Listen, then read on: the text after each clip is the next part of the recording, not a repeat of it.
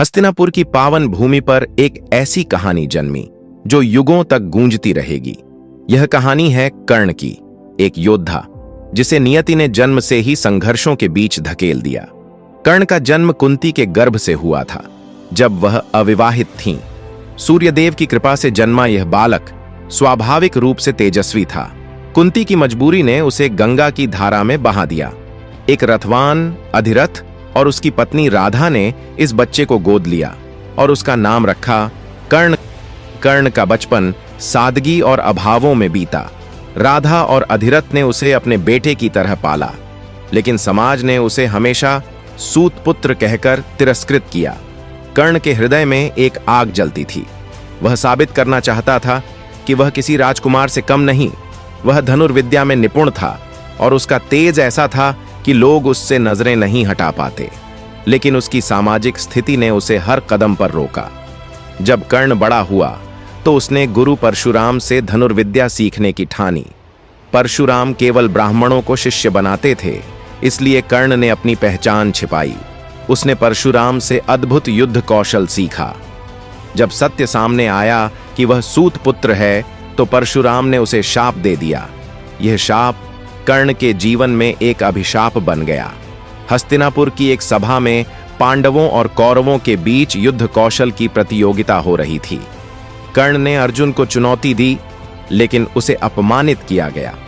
दुर्योधन ने कर्ण को अंग देश का राजा बनाया और उसे अपना मित्र घोषित किया। कर्ण की वफादारी दुर्योधन के प्रति अटल हो गई। कर्ण को धीरे धीरे अपने जन्म का सच पता चला। कुंती ने बताया कि पांडव उसके भाई हैं। इस सत्य ने कर्ण को भीतर तक हिला दिया। महाभारत का युद्ध नजदीक आ रहा था। कृष्ण ने उसे समझाया कि वह पांडवों का साथ दे।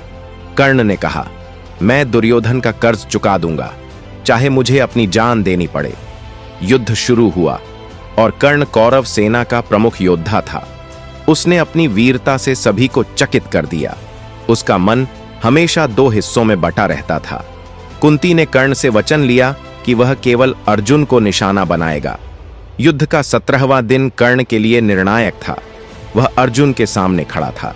कर्ण का रथ का पहिया कीचड़ में धंस गया। वह उस शस्त्र का नाम भूल गया जिसे उसने परशुराम से सीखा था। कर्ण ने अर्जुन से कहा, योद्धा धर्म का पालन करो, मुझे अपना रथ ठीक करने दो। कृष्ण ने अर्जुन को कर्ण के अधर्म की याद दिलाई। अर्जुन ने कर्ण पर बाण चला दिया। वह बाण कर्ण के सीने में लगा और वह धरती पर गिर पड़ा। कर्ण की मृत्यु का क्षण युद्ध भूमि में एक सन्नाटा लेकर आया। उसका चेहरा शांत था, मानो उसे अपने कर्तव्य का बोझ उतारने की राहत मिली हो। लेकिन उसकी आंखों में एक अधूरी कहानी थी। सूर्यदेव उस दिन बादलों में छिपे थे। कर्ण की मृत्यु ने पांडवों को भी हिला दिया। जब उन्हें पता चला कि कर्ण उनका बड़ा भाई था, उनकी जीत का उत्साह मातम में बदल गया। कुंती ने कर्ण के शव के पास बैठकर विलाप किया। कर्ण की वफादारी ने उसे अमर बना दिया, लेकिन उसकी परिस्थितियों ने उसे दुखद अंत तक ले गया।